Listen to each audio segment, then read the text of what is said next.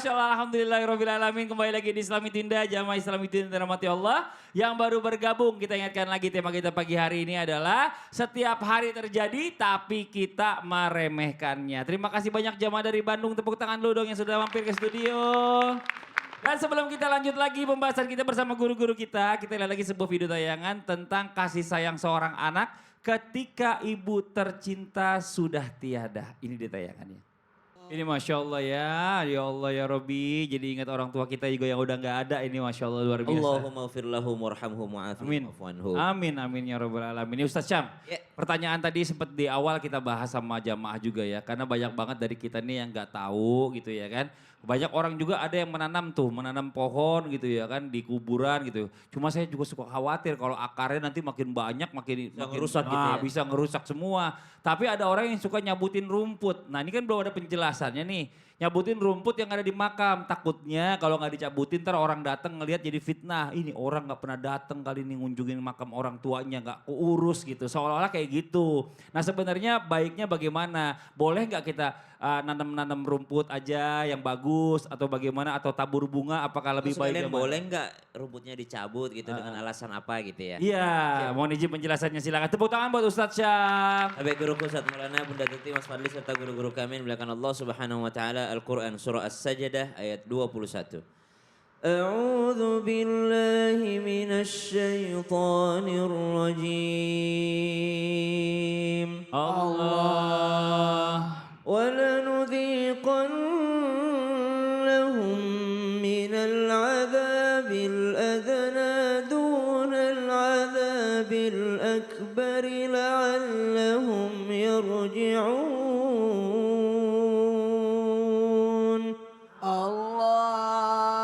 Salah satu surah yang banyak menceritakan tentang alam barzakh, alam kubur atau alam setelah dunia ini adalah surah As-Sajdah. Makanya salah satu sunnah Nabi SAW di subuh Jumat, Nabi senantiasa membaca surah As-Sajdah di rakaat pertama dan surah Al-Insan di rakaat kedua. Bahkan kata sahabat semenjak dua surah ini turun, Nabi tidak pernah menggunakan surah yang lain dalam sholat subuhnya di subuh Jumat. Maka subhanallah ketika bertanya kita ataupun kita membahas tentang rumput atau tanaman yang ada di area pekuburan atau di atas kuburan, itu semua kata Nabi SAW menurut keyakinan Ahlus Sunnah wal Jamaah, rerumputan ini selama dia tumbuh dan segar, mereka ini akan berdoa kepada Allah Subhanahu wa taala memohon ampunkan kepada penghuni kubur. Maka disebutkan dalam sebuah kitab salah satu daripada afatul yad, kelalaian jari adalah ketika mencabut rerumputan yang ada di atas kuburan.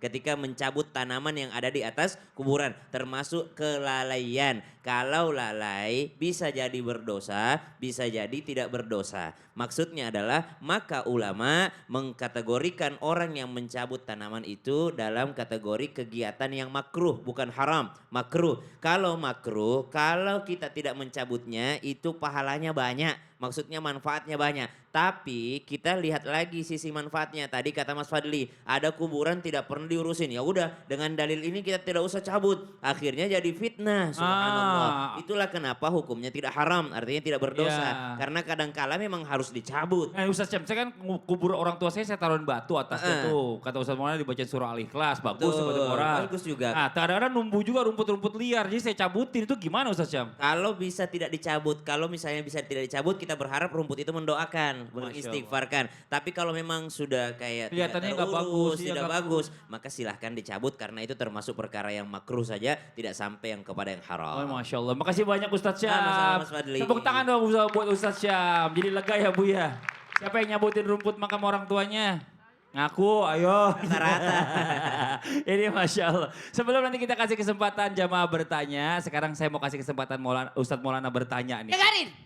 Dengerin. Dengerin apa? Karena ternyata ibu-ibu itu kadangkala ditunggu bertanya nggak nanya-nanya. Oh gitu, benar juga sih. Bagusnya ini ada segmen nih. Oh ada segmen. Ustaz bertanya. Kami menjawab. Yang mana ya? Saya perhatikan ibu yang di atas ini dari tadi senyum-senyum. Oh sumringah. Sumringah. Ibu ada apa sih? Ada masalah? Enggak, justru bahagia. Coba, iya. Berdiri Bu. Nah. Udah berdiri? Udah. Silakan. Namanya Bu, perkenalkan dulu. Assalamualaikum. Assalamualaikum warahmatullahi wabarakatuh. Waalaikumsalam warahmatullahi wabarakatuh. Nama saya Nurul Kurniawati dari Kalau saya Nur Maulana. dari Majelis Taklim Husnul Khotimah Parken Kabupaten Bandung. Masya Allah. Tepuk tangan dong. Muka-muka begini nih, Apa tuh? kelihatan bahagia Oh, selalu. kira mau pengen ditanya.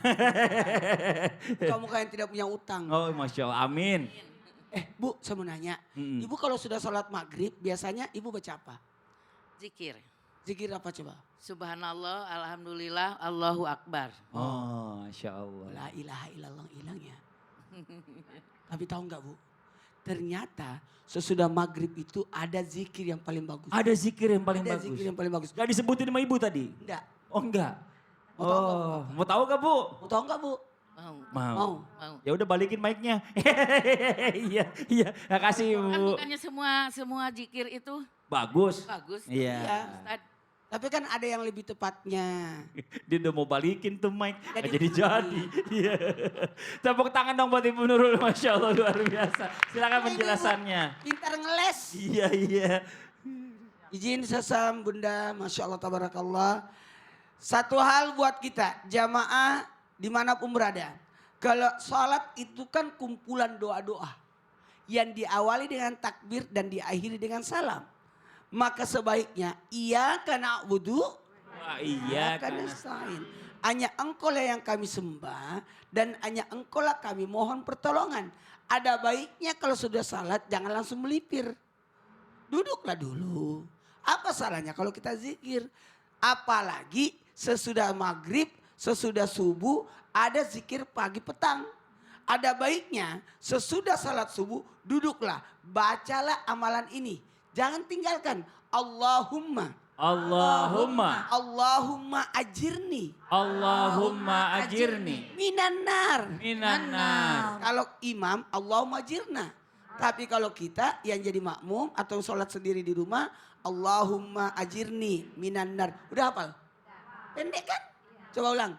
Allahumma ajirni minanar. Di rumah ikut. Allahumma ajirni minanar. Bacalah Allahumma ajirni minan nar. Ini sepele sebenarnya. Tapi kualitasnya luar biasa. Karena siapa yang baca Allahumma ajirni minan nar sesudah sholat sebanyak 7 kali. Kalau maghrib 7 kali, subuh 7 kali.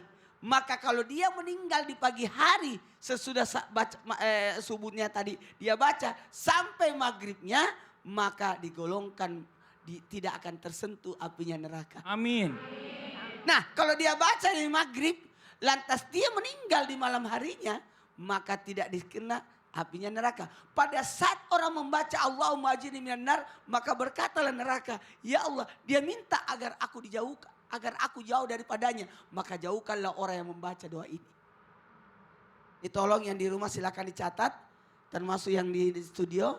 Hafalin cepat nanti dicatat setelah break ini. Tolong jangan pernah pandang remeh. Amalan walaupun kecil. Tapi itu adalah berkualitas. Masya Allah. Jangan langsung berdiri. Minimal kita baca istighfar sesudah salat. Istighfar. Assalamualaikum warahmatullahi wabarakatuh. Assalamualaikum warahmatullahi wabarakatuh. Astagfirullahaladzim. Ya Allah hilangkanlah susahku dan dukaku. Astagfirullahaladzim la ilaha illallah wa la ilaha illallah wa atubu ilaih. Astagfirullahaladzim la ilaha illallah wa atubu ilaih. Astagfirullahaladzim la ilaha illallah wa atubu ilaih. 3 kali. 3 kali istighfarnya ini karena bacaannya, karena gerakannya, karena tidak ingat Allah. Masya Allah. Makasih banyak Ustadz Maulana. Tepuk tangan buat Ustadz Maulana.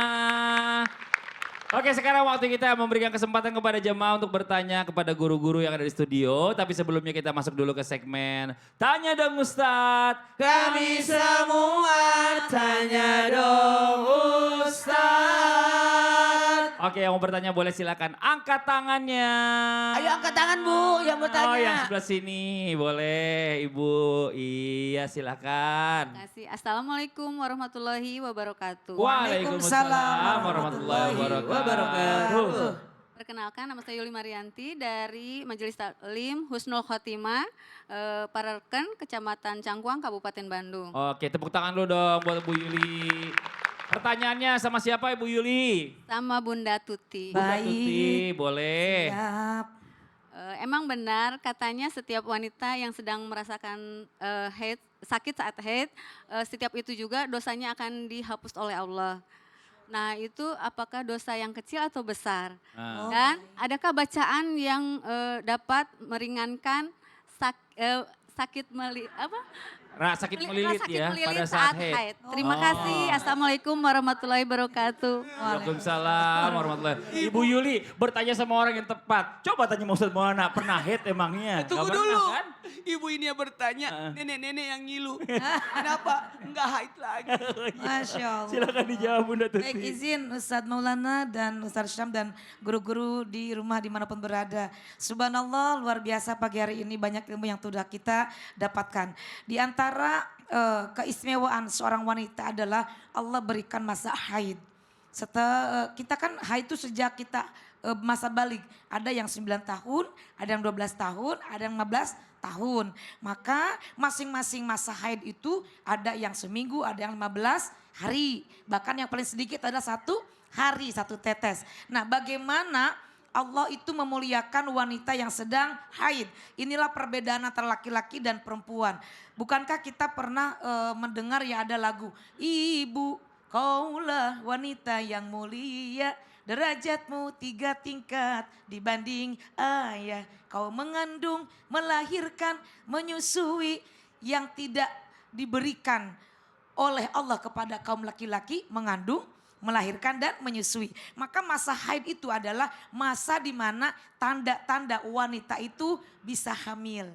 Nah, ibu-ibu sudah pada punya anak ya? Mudah-mudahan anak-anak kita yang soleh dan solihah. Ketika kita sedang haid itu ada rasa sakit. Apa sih darah haid itu? Kotoran, darah kotor. Jadi Allah itu sudah memberikan kepada kita dalam tubuh kita itu setiap bulannya kita mengeluarkan darah haid. Bersyukur kalau kita haid. Jangan kita malah ya haid. Ya haid, nggak boleh gitu. Karena Allah sudah mengeluarkan darah yang kotor dari tubuh kita. Masya Allah luar biasa memang ujiannya ketika kita sedang sakit atau sedang haid ada yang sembilangan gitu ya. Gimana nih doanya nih? La haula wala quwata illa billahil aliyyil azim. Ibu tadi tanya doanya apa? Ayo baca sama-sama. Bismillahirrahmanirrahim. Allahumma Rabban nasi adhibil ba'sa ashfi ishfi anta syafi la syafi illa anta syifaan la yughadiru sakoman. Nah itu doanya boleh nanti dicatat ya. Berharap kepada Allah yang memberikan rasa sakit. Ya Allah mudah-mudahan rasa sakit ini segera sembuh. Jadi kalau kita sedang haid wajar-wajar saja kalau kita sakit. Karena Allah mengampunkan dosa-dosa kita. Masya Gitu. Allah. Jadi seneng ya Bu ya, ini apa Bunda ya. benar. Kalau misalnya orang haid itu ternyata bisa digugurkan dosa-dosanya. Yang kasihan nenek-nenek kata Ustaz Maulana. Kan udah masanya Oh lewat. udah lewat ya. Masa haid Iya. terus. Makasih banyak Bunda Tuti, tepuk tangan Sama-sama, dong buat Bunda Tuti. Masya Masya Allah. Saya mau ajak jamaah dulu dari sebelah sini. Ayo maju 1 orang sini. Mana jamaahnya? Ayo mana tadi? Ya nih ibu sini bu. Nah ibu nih ya diem aja nih pegang mic bu. Ya biar kelihatan kerja. Iya.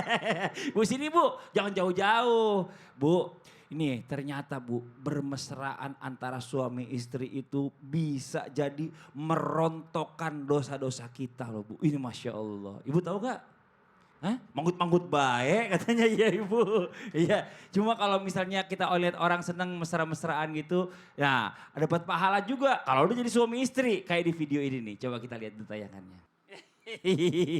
Gimana bu, ada komentar gak bu? Kasihan banget Yang itu mana, si Mas Bu? yang di belakang. Mas-mas yang di belakang. Iya. Itu maksudnya siapa? Kayak nonton Ayah, sinetron.